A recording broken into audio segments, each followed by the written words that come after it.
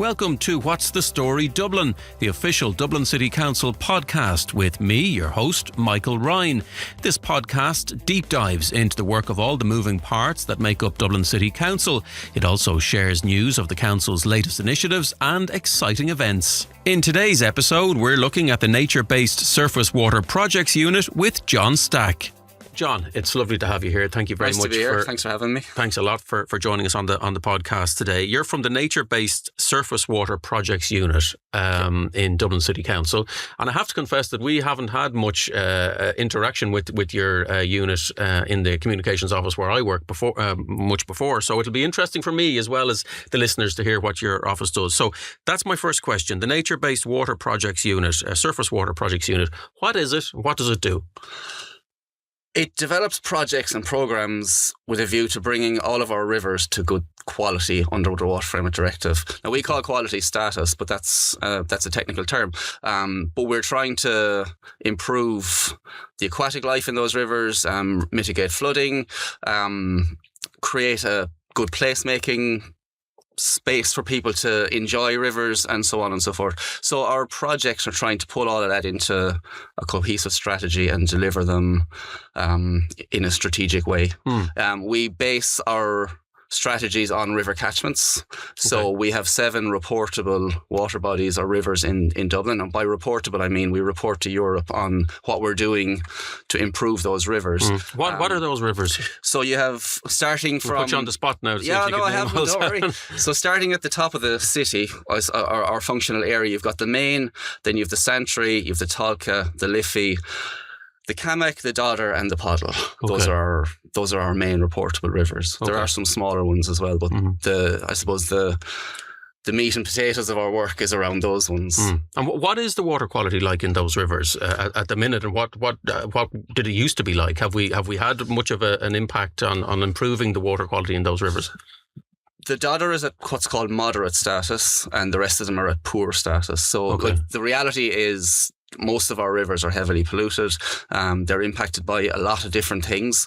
And that's what makes our job quite challenging, is to try and understand what of all of these impacts are the most significant and how do we address those. What sort of things are you talking about there in terms of... So you've got a wastewater network, sewer network, that's designed to overflow into rivers during periods of extreme rainfall event. That brings a type of pollution. Then the big one for me is called urban runoff. And effectively that's rainfall that falls on a hard surface. And as it flows to the river, it brings whatever is sitting on those hard surfaces into the river with them. So if it's a road, you have hydrocarbons from engines. You've got eroded brake discs, bits of tyres. There's a very large animal life in the city. And, some of the research I've seen shows we have a lot of poo on our roads. Yeah. That... You were looking for another term to dress that up. I was struggling. I thought that the word poo is what I was looking for, but the first word that came to my mind was more vulgar. But the reality is... this is a living city. It generates pollution. Rainfall washes it into our rivers, and we've got to try and prevent that. So our office, a major part of our role is dealing with this urban runoff, because it's identified in the National Water Action Plan as a significant pressure in urban environments. So as a local authority, and bear in mind, we don't have management or control of the fouls network. That's Uisce Éireann's asset. Our remit relates then to this urban runoff, and our schemes then are designed to intercept that before it gets to a river. And how do we compare in Dublin, say, to other cities, like European-wide? Where are we in the rankings, as it were, if you can use that term? Are we good, bad, or middle? I think we're right in the middle. I see this like at a European level. Every member state is struggling to deal with this. It is a very big problem. It's also not a cheap problem to resolve. Or at least if you only think about, I'm only dealing with urban runoff.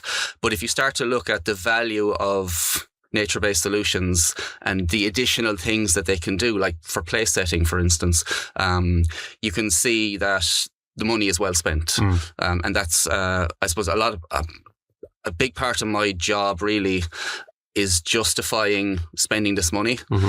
So I can't say, well, I'm only doing this purely to manage urban runoff, but I'm also doing it to create spaces for play and for flora and fauna, and a nicer aesthetic in residential estates. The climate action plan, we plant trees and more vegetation. We depave hard areas and all. So when you look at all of that and you do a cost benefit analysis, you see it's actually money well spent.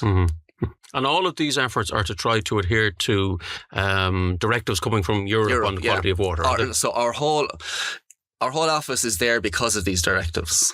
Okay, that's the justification for our existence, really. And how long has the office actually been in existence for? Within the council? It was set up in 2017. Now, it's had different names. It's been rebranded a few times, but it originally was set up in 2017. It was interesting. Water Framework Directive is in 6-year cycles. And at the end of the first one in 2015, Ireland was criticised for failing to implement Water Framework Directive, and specifically around communications and actual measures on the ground. And I kind of took offence to that because I've been beavering away for 5 years trying to do work on it. So I wrote a report for the city engineer, and out of that report came our office. Okay. And when it comes to measuring the quality of water, talk us through that. Are you in the river? Are you literally wading in? How does that work? So my office does some monitoring, and then our water pollution control section does, I think they do most of the grunt work for us. But that involves, we've 75 approximately monitoring points in those 7 rivers. So that looks at the river itself and also some of the large pipes draining into the rivers. And every single month, those 75 points are monitored. We go out, we collect a physical sample of water, we bring it to the central lab, they analyse it, and they send us the results. And that's our baseline. That's what we're dealing with. It tells us the situation on the ground or in the water. And as we've been doing that since 1977, believe it or not. Wow. Okay.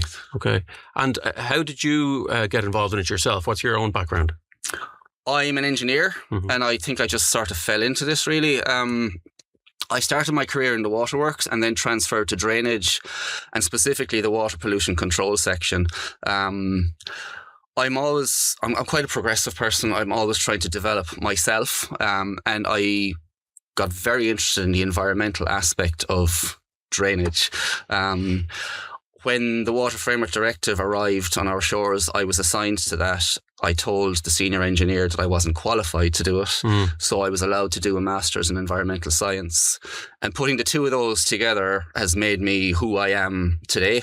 So I really have a broad focus on all of this. A phrase that I often use is, when you're dealing with environmental legislation and compliance with it, all of the engineering work you do will be measured through scientific measures or methods. It won't be how much concrete did you pour or how much rebar did you use. It's, did phosphorus reduce, or did ammonia reduce, or is the macroinvertebrate, that's the bug life in a river, has that population recovered? That's how it all gets measured. So I think, without being arrogant, I'm kind of a bit unique in that I have engineering and science. Right. And I think it helps me do my job quite well, to be quite honest.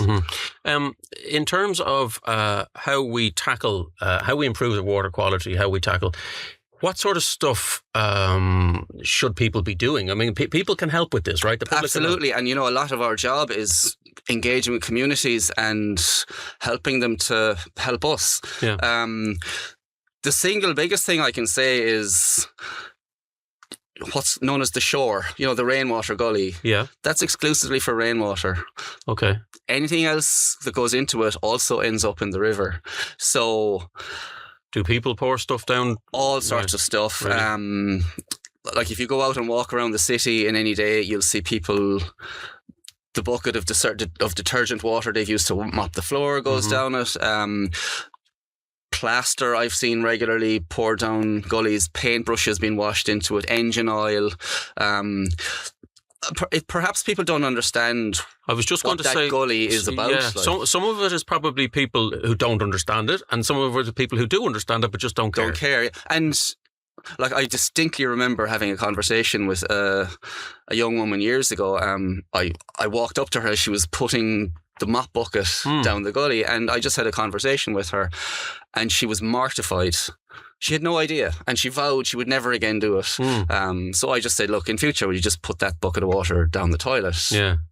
Because that's going to the foul network. Yeah. So education and awareness is really important. The next big pressure from the sort of the domestic side of the house is a misconnection. And that is where an appliance in a house, like and that can be a washing machine, a toilet, a shower, a dishwasher, any of those things, they're incorrectly plumbed to the stormwater network. They're a very big pressure or problem for us on our rivers as well. Really? Yeah. And is that because people have tried to DIY, hook it up themselves and hooked up the wrong pipes? Yeah, your average plumber knows which pipe to put it to. Yeah, but shortcuts, for example. Okay. And one of the biggest situations where we find misconnections, because we've been doing misconnection surveys for decades, and we're sort of on the next iteration, and people are putting in housing extensions. So where they put their appliance mightn't be near the nearest foul outlet, so they just tap it into what's just for closest. Convenience. Yeah, for convenience. So again, when people are made, when the Water Pollution Control Section does a misconnection survey, if they identify one, they write to the householder. In all the years I was doing that, once I had to go down the legal route. Right. So people are very willing, once they become aware of these problems, the vast majority of people will undo what they've done. How do people become aware that they've plumbed it up to the wrong? Would it take an expert to call out and actually because look at it? Because the City Council has a misconnections programme. Okay. And a lot of that is driven by our Water Framework Directive obligations. So, my office has bunch of scientists, and we're constantly looking at the data and figuring, well, it looks like we have to prioritise this area next, and then I will communicate that with the Water Pollution Control Section, and they will establish misconnections programme for the next few months in that area. And just to give a context, they've done about 2 years of this in the Santry catchment, and now they're moving on to the Talca, because we're fairly confident the vast majority of misconnections in the Santry catchment have been addressed. Okay. And now we can move on to other rivers. Well, you mentioned Santry, and that's where the project Rainscapes is based, isn't it? Just explain to us what that project is about. So it derived from a bigger project called the Santry River Restoration and Greenway Project. So I have to talk about that one first, because that was my first attempt to bring a whole river to good status under Water Framework Directive and comply with the European legislation. And to find out, well, what do we need to do for this river? We did a huge amount of science and analysis and data collection, etc., in that catchment. One of the things we identified was that there were 60 pipes draining rainfall runoff into that river. Okay. So it's a river restoration scheme, and river restoration on its own wouldn't deliver what I need to deliver. So I identified we need to target these 60 pipes in a separate project. Right. So we moved, we created a second project to look at these inflows, and that became Rainscapes. And what it is really is retrofitting nature-based solutions into housing estates all along that river and intercept that rainfall before it gets into the sewers and then before it gets into the nearby rivers. So what kind of things are we talking about? So some of it's simply re-landscaping, depaving, putting in rain gardens, swales. Swales they're kind of like very shallow ditches. So in Macaulay Park is the first scheme that we've delivered with this, and it had 2 large green spaces, and we were able to utilise the edges of those green spaces.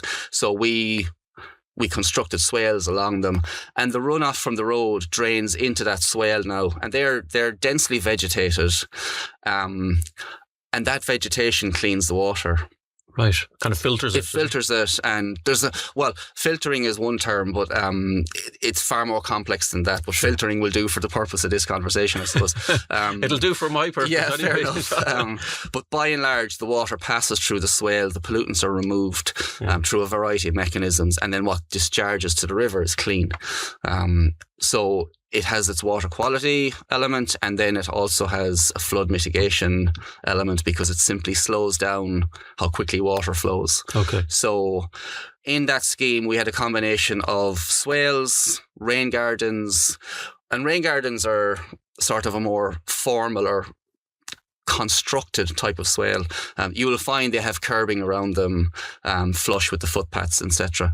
So that's what a rain garden is. With tree trenches, and they're large underground cells with trees in them, and rainwater flows into those. And then we had permeable paving, which simply allows water to flow through it into the ground. Yeah. But linking all of that up together, we're able to intercept about 400,000 litres of water in a significant rainfall event. So that all that water gets cleaned, and then the flood risk associated by that water is reduced. So it doesn't end up in the rivers and the... Not so quickly. Yeah. And this is one of the key things with nature-based solutions is we're trying to slow down how quickly water moves. We're not trying to necessarily eliminate that water, because that's not reasonable. Particularly in a city like Dublin with heavy clays underground and so on. We're simply trying to slow down the rate at which it moves into our network. Does that become even more important with sort of climate action? And we seem to be having more climate events. I don't know whether that's just because we talk about them more, or whether there are actually more of them. Flooding and rain and heavy rain and... Like, I remember as a kid, we used to get this persistent dreary rain that seemed to never end. Nowadays, we get these short, very intense cloudbursts, effectively. And our drainage infrastructure wasn't really designed for that type of rainfall event. Like, I went on a safari once years ago, so I was in Africa, and I saw what drainage infrastructure for monsoon-type rain looks like. It's not something we have in Ireland. Like, gullies... you could fall into and disappear. That's the size of the infrastructure needed for that type of rainfall. Now, I'm not saying we have monsoon rain yet, but we do get these cloudbursts, which are very intense. And our drainage network can only receive a certain amount of water per second. Yeah, so it could be overwhelmed if it is a violent burst. Very quickly, water can't drain into the network. Okay. So this is why we need nature-based solutions literally everywhere. We need to green the city with them. So as the public, can we expect to see more of these kind of cropping up around as time goes by? Multiple departments in the organisation are doing this. For various different reasons, like the greening strategy is there, the climate action plan is there, the biodiversity action plan is there, and then I'm doing the stormwater side of it. I think we need to collaborate a lot more to make sure that stormwater is being catered for in all nature-based solution schemes, because, as I said, when you look at the scale of the problem, like if you even go back to January, where it literally rained for 6 weeks, 40 days and 40 nights, that kind of thing. There isn't that capacity in the sewer network, and if somebody does a greening scheme and omits stormwater aspect of it, that's a lost opportunity for me. And the reality is, Maynooth University, I've been watching their research for 20 years at this stage. So none of this is a surprise, by the way. All of this information was in the public realm for a long time, but it's just getting worse. The frequency and intensity of rainfall events is increasing all of the time. So I would imagine in 10 years' time, actually, there's an interesting way of saying it. We use what's known as a 100-year storm event as our design storm event. But in a couple of years' time, that 100-year event is now a 60-year event, and some years afterwards. And it's a probabilistic term, this 1 in a 100-year event. It could happen every week, but we're seeing them more and more frequently now. So the more intense events are becoming more regular. Yes, and that's a huge problem. Yeah, I think people definitely notice that. I think they do. Yeah, again, it's a great time to be talking about this because it's still quite fresh in our minds. The first quarter of this year. there's a lot of water to be managed. Yeah. John, I just want to finish by asking you, aside from what you've mentioned there, and in terms of maybe what individual people could do to sort of help with this issue, I know you mentioned about making sure things are plumbed in correctly, drainage, all that sort of stuff. Is there anything else that springs to mind, that sort of advice that, that all of us could do to help with this? Yeah, well, like every house, I do it in my own house. I put in rainwater planters in my own house. I disconnected some of my downpipes. So doing that would really help, because there's a stat that a typical city has between 30 and 50% roof space. So that's like almost half a city can be just roofs. The volume of water generated from those roofs is enormous. So the more people who disconnect their downpipe and put that water through a rainwater planter, that can really help. Probably a more challenging thing is getting rid of the front garden. It's almost pandemic level at this stage. This is people paving the garden. Paving the front garden. And this is where things get complicated. Their reason for doing that is broader than water. Their kids can't move out of home, so they're living at home. They buy a car. They need to park the car somewhere, so they get rid of the garden. So, there's all this consideration. So, but you can do that, but still drain it into a rain garden. And a rain garden doesn't have to be particularly big. It just has to receive water that's then slowed down. So there's two things: disconnecting the downpipe and either not not paving over your garden, or using nature-based solutions to do that. They're two really significant things a person could do. John, if I gave you a bottomless pit of money, what would you do with it?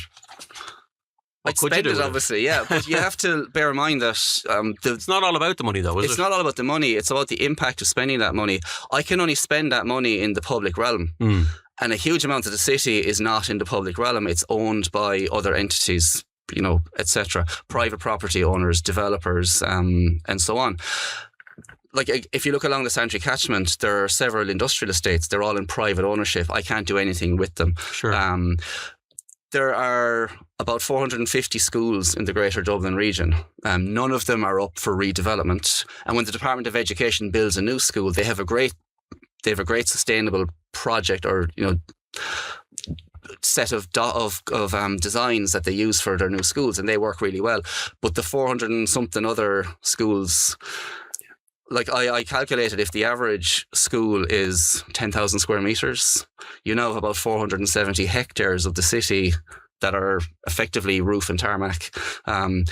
I can't spend any of my money in those. So you've industrial estates, schools, other large buildings, church grounds, etc. I need them to do their bit as well. So if you gave me all the money in the world, I don't even know if it'd be worth spending it only in the public realm. Should some of that be used elsewhere? Now, our planning process is addressing that. If a developer comes in for redevelopment, they're conditioned to put in nature-based solutions. But any site that doesn't come forward for development, it just stays the same. Well, thanks for joining us on the pod, John. It's been even for myself, it's been very interesting. So I'm sure it will be for the listeners too, and very informative. You like your job, obviously. I can see. I do. Yeah, passionate about it. It's really funny. I often get asked, "How do you get into water?" And I'm not that old, but I used to have to go to the well every day with my sister with 2 buckets each to bring back drinking water. Wow. There was a river at the back of our house. I was always in it. Yeah. So I think I've always just had a connection to water. Yeah, it sounds like that's pretty much it. Yeah. Well, best of luck with everything you do, and thanks for coming on the podcast. You're welcome. Thank you. And thanks again to today's guest, John Stack. I'd also like to extend my thanks to our audio engineer and editor, Rob Fay. This podcast was produced by Shane McIntyre and myself, Michael Ryan, and recorded in the Central Library studio. Be sure to spread the word if you're enjoying What's the Story Dublin, and like and subscribe for future episodes. Take it handy.